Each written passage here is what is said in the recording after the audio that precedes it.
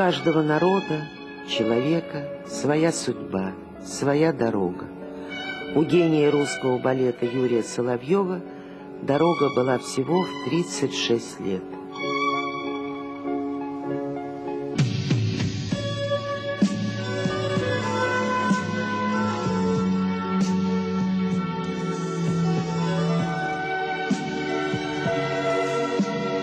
Кто стрелял? Он. В кого? В себя.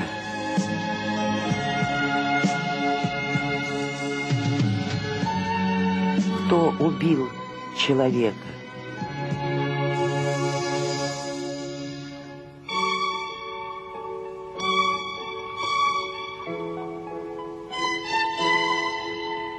Прокуратуру Ленинградской области.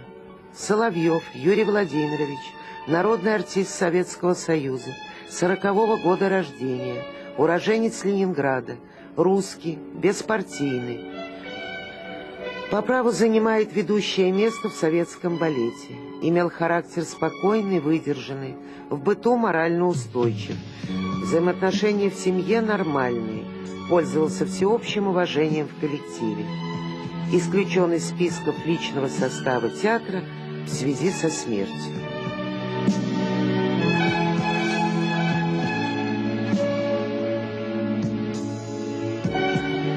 Юрочка родился в семье, где более всего почиталась скромность и трудолюбие. Мама Анна Васильевна домохозяйка, папа Владимир Валентинович рабочий, брат Игорь тоже стал рабочим. Малышом сам записался в танцевальный кружок, а уже в 8 лет его мечта стала реальностью. Поступил в хореографическое училище, которое блестяще закончил в 17 лет. И в этом же году стал солистом театра оперы и балета имени Кирова. Среди одноклассников был мал ростом, не доедал, военный ребенок. Уже в училище из-за больших перегрузок болела спина. Но все педагоги были всегда единодушны. Юрий Соловьев – явление незаурядное. Юрий имел мировую славу. Он был признан лучшим танцовщиком мира. Но только до момента смерти. С той минуты его имя в нашей стране было предано забвению более чем на 10 лет.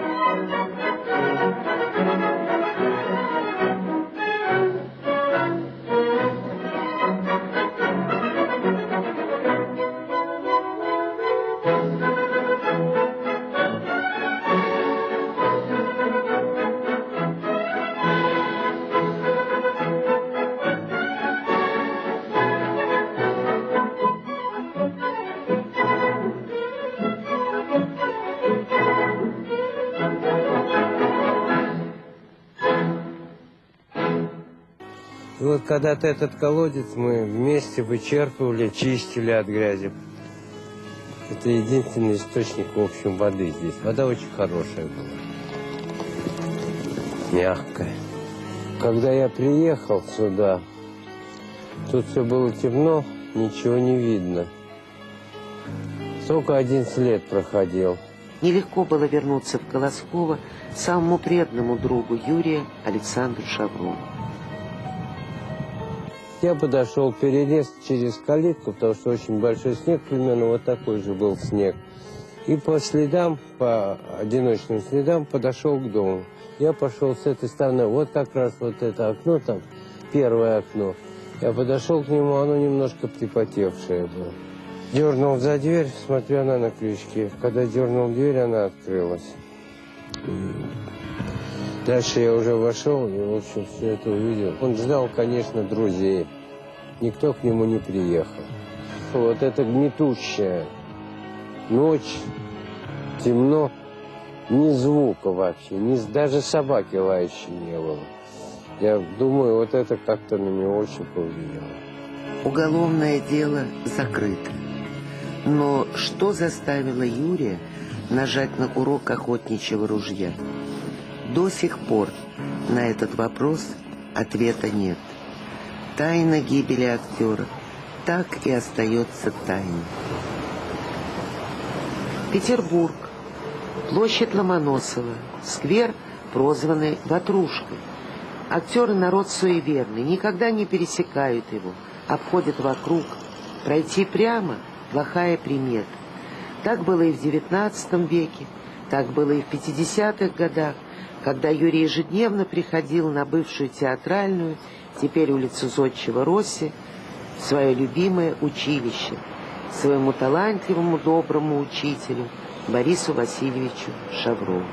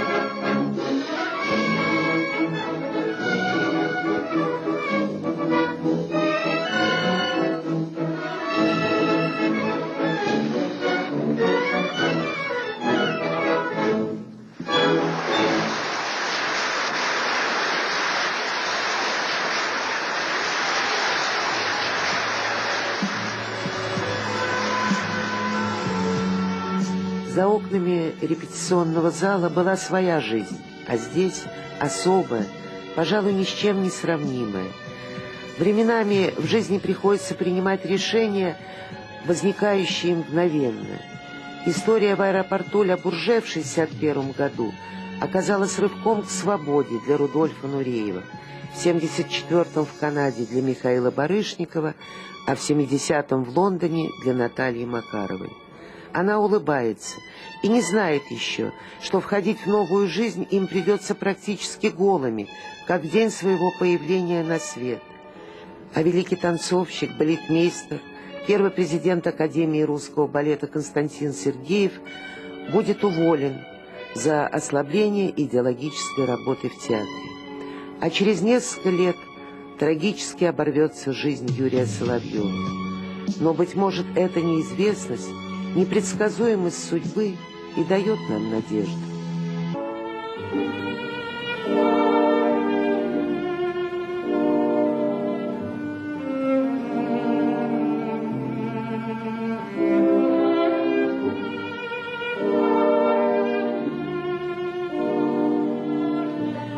Юра был во всех планах удивительный. Он был удивительный танцовщик, для меня невероятный, высочайшего класса, с удивительной природой, просто природой, которая данная просто Господом Богом. Вот от рождения у него была природа феноменальная к танцу. Наверное, так он был и Нижинский, я думаю. Наверное, с такой же мышечной природой, структурой, с огромным прыжком, абсолютно естественен на сцене, удивительно органичен и естественен на сцене. И, конечно, у него были феноменальные человеческие качества. Это такая редкость, просто невероятная редкость вот сейчас в нашем мире и в нашей действительности.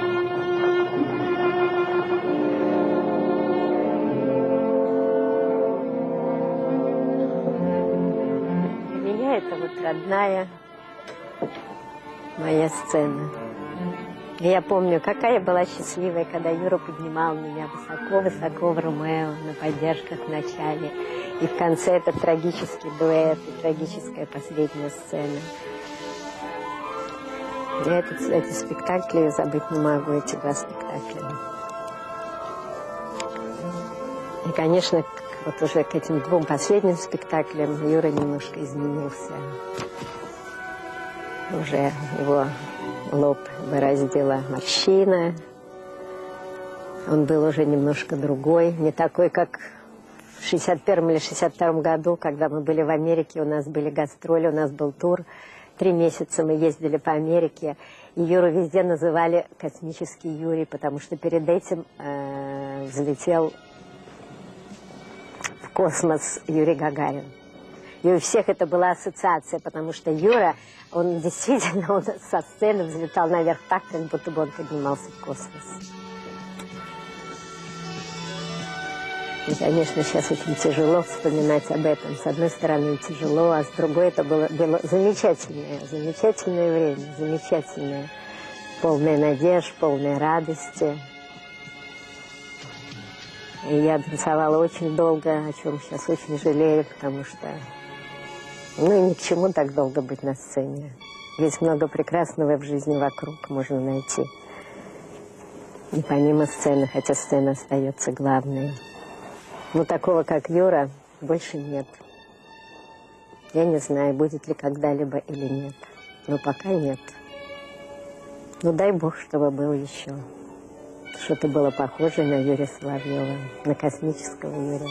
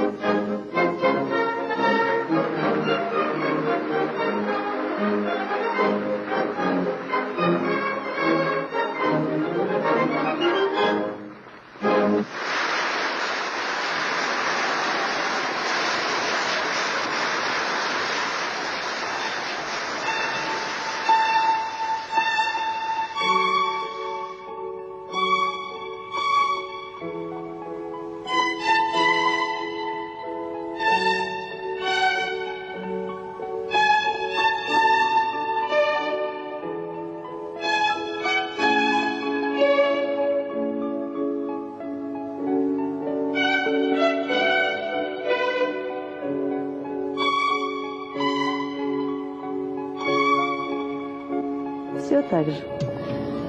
Это наш двор, это наш дом. Жили мы на 5-м этаже, квартира 10, 2 окна там наверху. Светлая, красивая комната, с красивой печкой из Ростовой, которую топили. Первая брачная ночь именно здесь была. Брат 14-летний Юрин. На одной кровати, мы на диване, и мать с отцом на кровати. Вот одна комната. Тут же была и свадьба, тут же были и друзья приходили.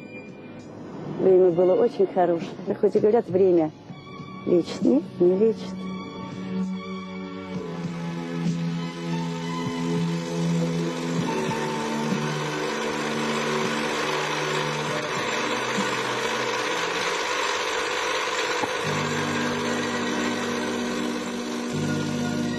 У меня есть просто портрет его, Аленушка. Она копия. Даже со своим характером она как Юра. Также ранимая, очень я с ней осторожна. Если какие-то неприятности, мы придем домой, и только тогда начинаем соображать, что надо тогда было сказать. Сказать, и чтобы люди замолчали. А мы дома начинаем обсуждать, а уже на следующий день говорить, это уже поздно. Юра всегда на все соглашался, всегда выручит, когда там спектакли. Может, не может, есть удобные условия, неудобные. В общем, он такой покладистый был. Очень любил жизнь, очень был жизнерадостный, честный, хороший человек был. Его, вот я не знаю, в театре и рабочие сцены, и все его любили.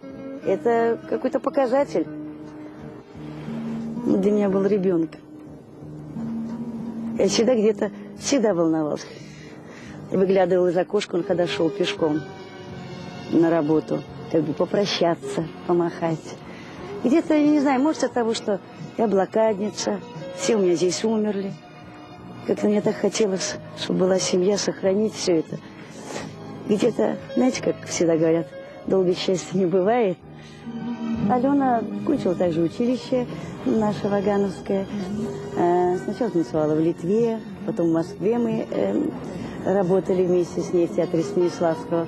А потом нас пригласили в Америку, и мы сейчас по контракту работаем в Бостоне, в Америке. Она танцует, и я преподаю.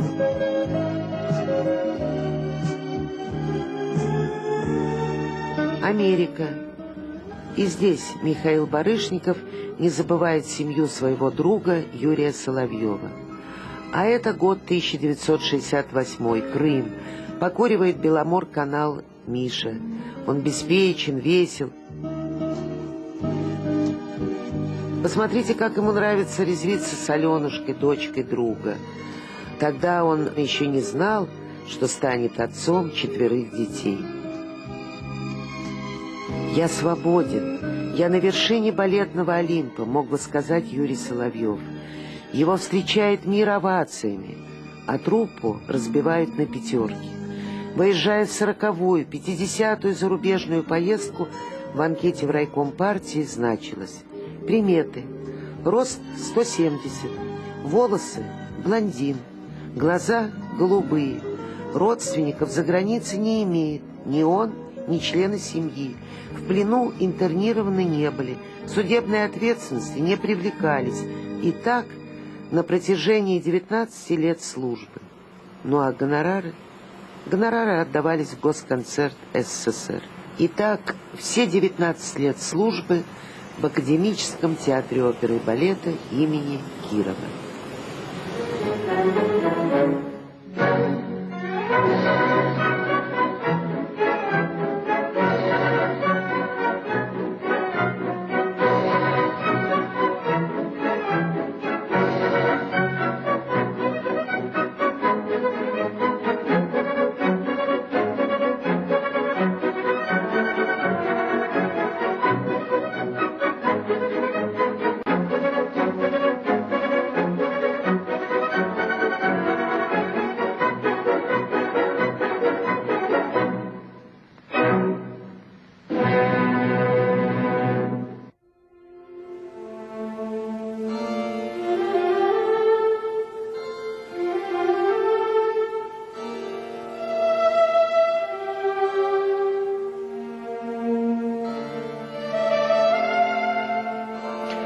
Одним из самых поразительных открытий 1971 года стала премьера блистательного балета Андрея Петрова «Сотворение мира». Хореографическая лексика Натальи Касаткиной и Владимира Василева, рожденная фантазией художника Жана Эфеля, подарили Юрию Соловьеву, Ирине Колпаковой, Михаилу Барышникову одну из самых ярких страниц в их творчестве.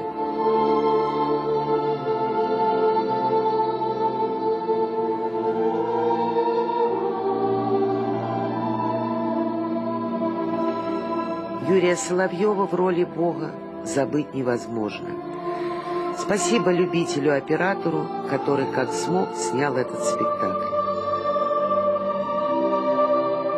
Юрий Соловьев языком танца рассказал нам о рождении любви, о судьбах нашей земли, о силе добра и коварстве зла. В нем было столько тепла, мягкого юмора, а в иных сценах подлинного трагизма.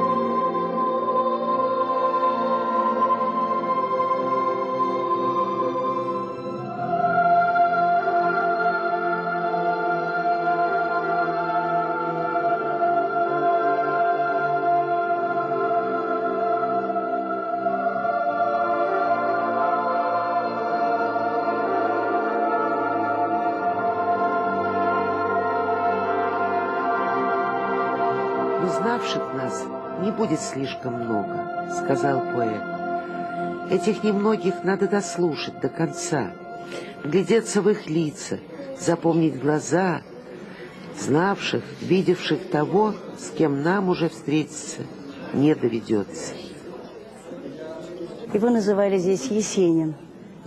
Это цикл «Лондон». Пришлось Юрию одному ехать на открытие фильма «Спящая красавица» Константина Михайловича. Это вот ему смокинг дали на прокат в советском посольстве. Смокинг появился перед смертью. Только тогда могли. И он похоронен в смокинге.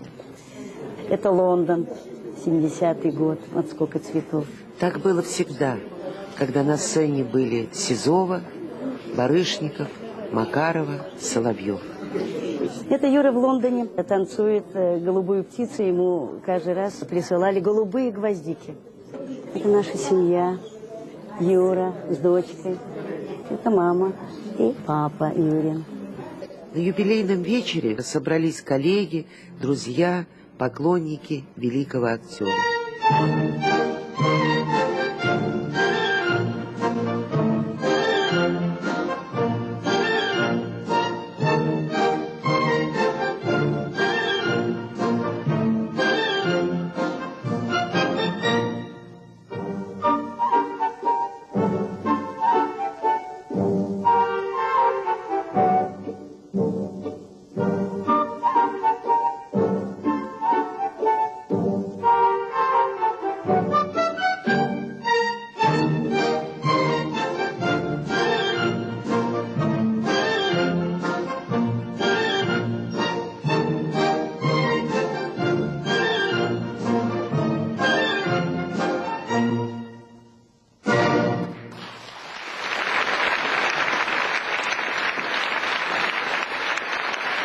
Никто так не танцует теперь.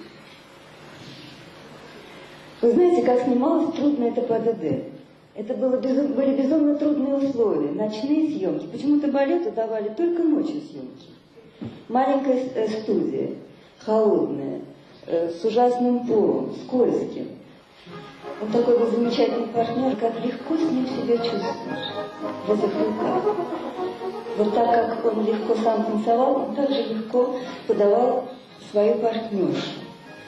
И какое-то ощущение легкости и естественности пребывания рядом с ним.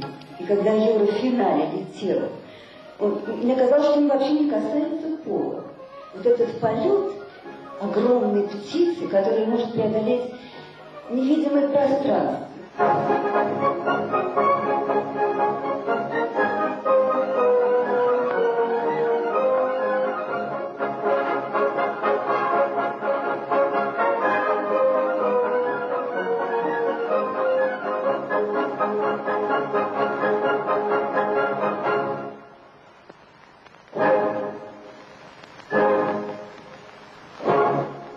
Когда Юра приехал и танцевал «Голубую птицу» с Наташей Макаровой, когда он висел как в масло, у него та вот Лида, та канцелена, она у нее никогда не оканчивалась землей, такое ощущение, что у человека земли не было.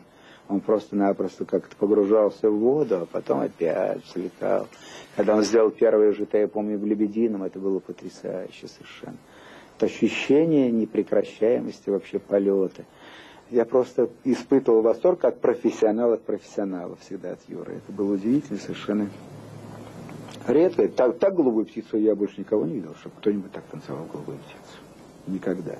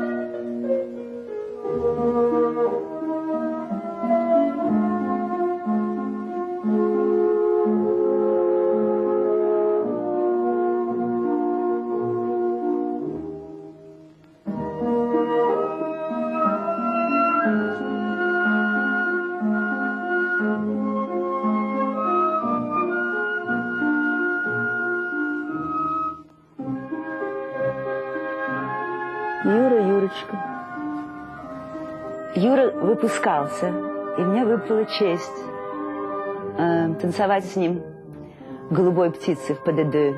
Я была принцесса Флорина, и он летал вокруг меня, голубая птица. И вот он, наверное, сейчас где-нибудь летает, наш космический Юрочка.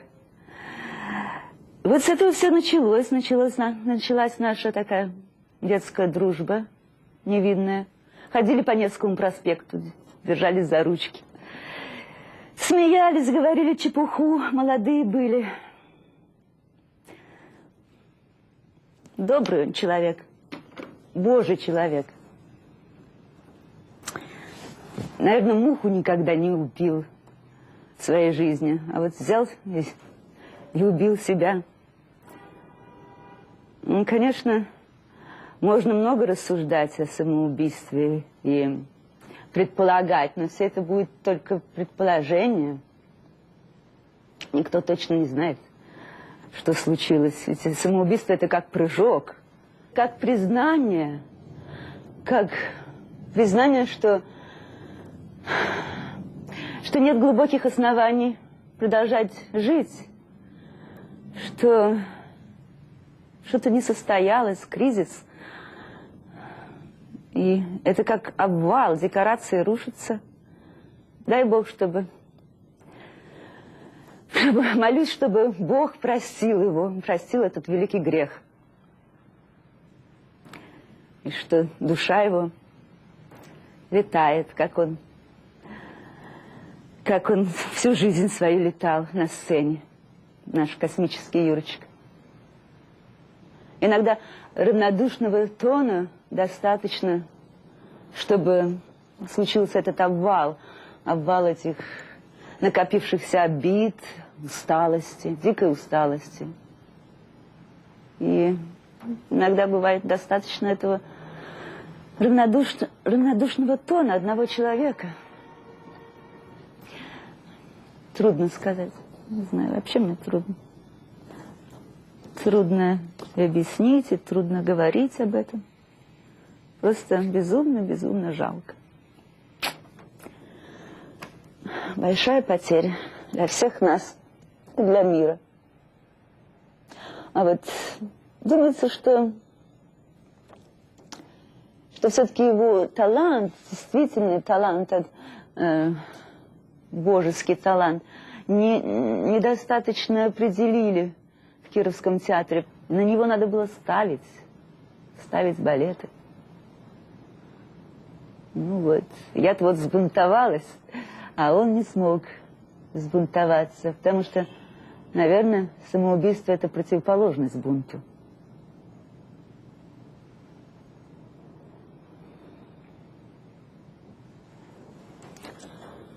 Все.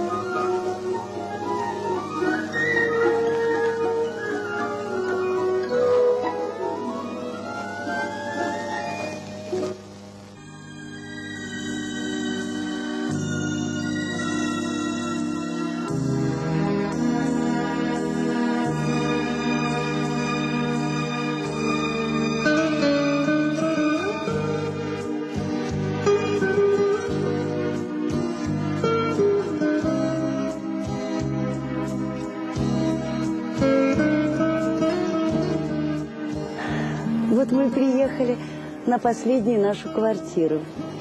Климов, переулок, дом 3. Последняя и, в общем, первая настоящая квартира, где можно было Юре недалеко ходить в театр, быстро приходить домой. Сейчас его хорошо отреставрировали, он желтенький, такой красивый. Эту квартиру нам очень было трудно получить, потому что 2 метра не хватало. И нам помогла Ирина Александровна Колпакова. Слава богу, Юра получил нормальную квартиру, но прожил он здесь всего 3 года. Вот так. Это театр, все-таки театр. Не было чуткого такого отношения, знаете, что человек, ну как бы использует его. Ну зачем так много было ему спектакль давать в Японии? После Японии дали бы отпуск. Все-таки уже иметь звание, уже где-то уважение. Нет, давай работай. Так же и на заводе, как отец говорил. Оврал и давай, все, никуда не отойдешь, будешь работать. Некоторые могли, брали бюллетени, уходили. Но все равно я не верю, не понимаю, как это, что это произошло. Судьба, наверное.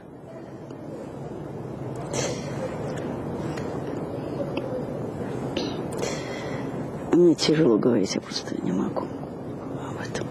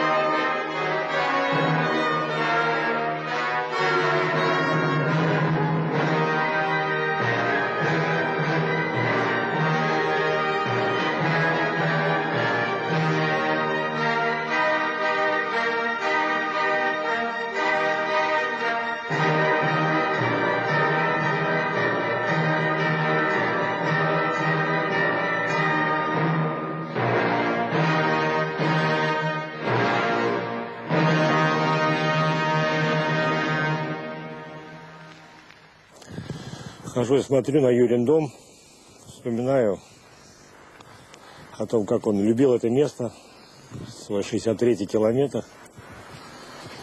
Его любовь к природе, видимо, привела его сюда, в этот кошмарный трагический вечер. И все-таки, видимо, напрашивается такая мысль. Человек вышел из природы,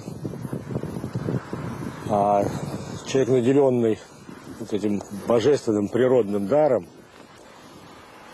танцовщика, человека, он был же и веселым, и добрым, искренним человеком. И вот он сел на поезд и приехал сюда, чтобы подвести какой-то итог, который мы не знаем. Но вот так случилось. Так случилось. Значит, так было нужно. Богу надо было так.